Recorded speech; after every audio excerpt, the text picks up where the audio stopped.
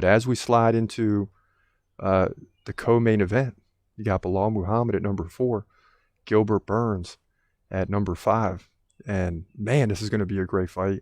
And it's hard to believe Burns is coming back just 28 days later after he beat Jorge Masvidal. I mean, this guy's got guts, and he's looking to win and move up. So let's get into that prediction right now. In the welterweight division at UFC 288, this is your co-main event, just added.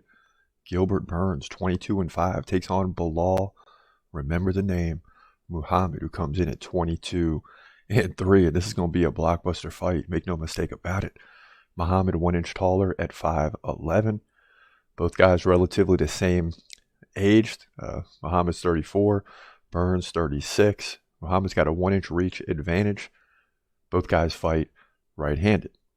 Now, to some of the differences, Muhammad is a little bit more active than Burns, 4.5 significant strikes per minute compared to 3.4 for Burns. The takedown game is almost equal. Both guys get about 2 takedowns over the course of 3 rounds. Now, where things aren't equal is takedown defense. Burns 47%, not very good.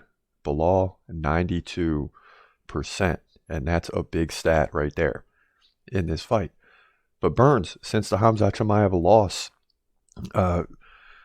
in April of 2022, last year, he's beaten Neil Magny by submission.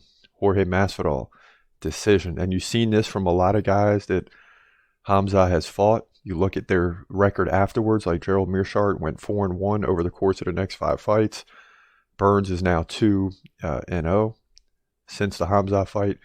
So that's something to keep an eye on. Is, you know, you get in the octagon with Khamzat, and Gilbert Burns was in the octagon for a full 3 rounds. Had to make him a better fighter in that situation. Now, Belal Muhammad, coming off the win over Sean Brady, it was a big one because Brady was rising. 2nd round KO. He beat Vicente Luque. And say what you want, Luque was off that night, didn't have his best night at the time. Vicente was a fighter that no one wanted to fight. I mean, he was on the rise. He also beat Stephen Thompson and Damian Maia. I mean, this guy is surging, and this might be one of the toughest predictions of the year.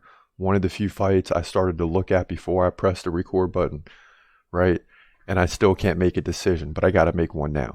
And I'm going to lean with Belal Muhammad in this fight. Even though I almost always go with guys that Khamzat Chimaev recently fought. I went with Kevin Holland against Ponzinibbio when a lot of people went the other way. I've gone with Gerald Meerschaert several times. I backed Burns in the last 2 fights. He hasn't let me down. But this time I'm going against Burns. I like Belal Muhammad. You look at the last 4 fights, Belal Muhammad is peaking right now in his career. He's still 34 years old. He'll turn the corner in the next 2 to 3 years, but that's not today.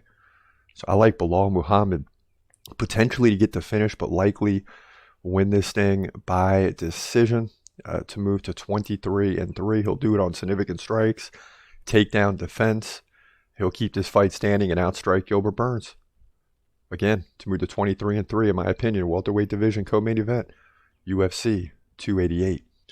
Yeah, and as I'm making that prediction, I'm not even confident. I mean, that's a tough prediction because Burns could very easily go in there and whoop up on Belal. You just don't know.